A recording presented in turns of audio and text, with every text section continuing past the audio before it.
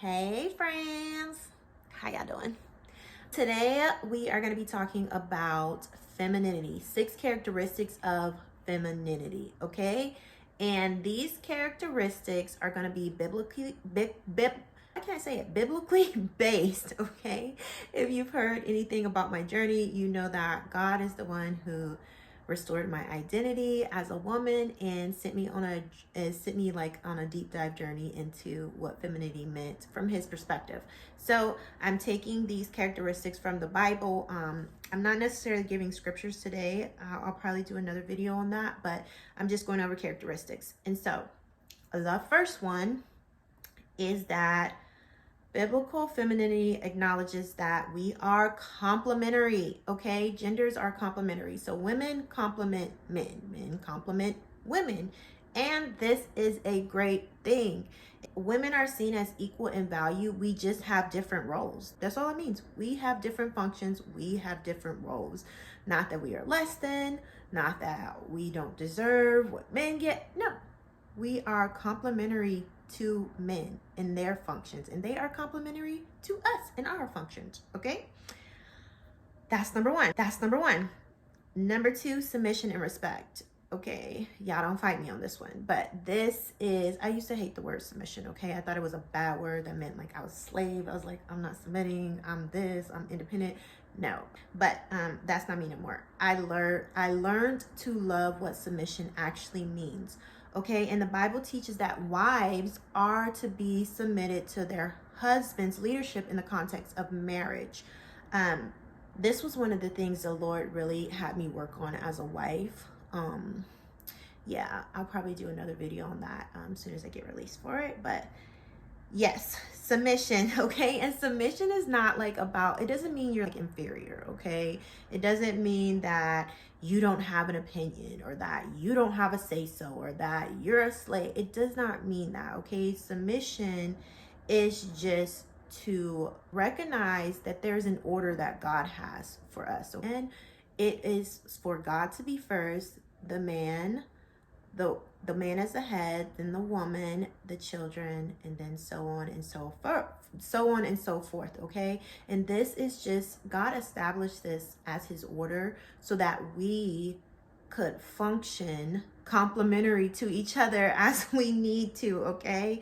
And it just it's a willingness to just work together with God to be the woman that you are called to be. Again, it does not mean you're inferior. It does not mean that you don't have a say-so. You still have an opinion. You're still a human being. But submission is just an order of God, and it's a beautiful order. I really can speak to that because I found out in my life that it really is a beautiful order, and it's really helped me as I've learned to submit. It's submission and respect. Okay, those two are together. So respect is, we can put that into just respecting the order of God, right? If I respect the order that God has laid out, I'll be able to submit. And so biblical femininity promotes an attitude of respect and honor towards all individuals, okay? So not just in the context of marriage, but respect and honor towards all individuals. We all deserve to be respected. And so that is a characteristic of femininity. Let's see. Number 3, that was number 2. Number 3 is nurturing and caring. Okay, I feel like this is one of the most common attributes, nurturing and caring. Women are often depicted in the Bible as nurturing and caring figures. They're encouraged to cultivate love. We're compassionate. We are usually the caretakers of the children, and we love to give hugs and all of those things. And so that is, I feel like, one of the most common attributes people think about when they think about a feminine woman. She's very nurturing. She feels soft. You want to hug her. You go to her and get that comfort. So that's number 3, nurturing and caring. Number 4, wisdom and discernment. Okay, feminine women, we are wise. Okay. Biblical femininity encourages women to seek and apply God's wisdom in their decisions and actions, okay? This involves studying and applying the teaching of scriptures, seeking guidance from God, and just relying on His direction for your life.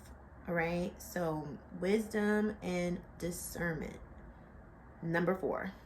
Number 5 is modesty and virtue.